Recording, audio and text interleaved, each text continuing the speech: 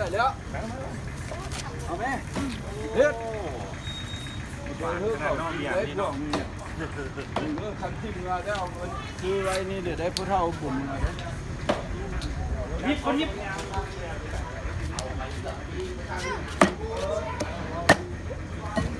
เจ้าสุกใส่อีโก้ก่อนปิ้งสองให้ปิ้งสองให้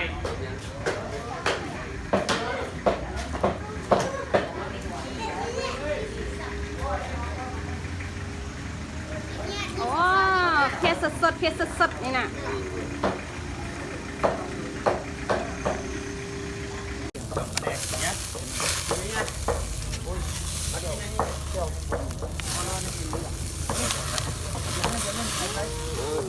ว้าว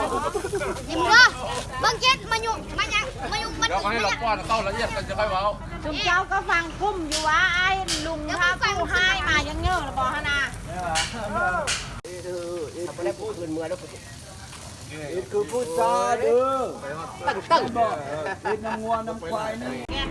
มันเปิดพ่อบักเก้นั่นไอ้นี่กับมือขาดกลางใดพวกเราซื้อแต่มือพวกเราเอาเจ้าว่า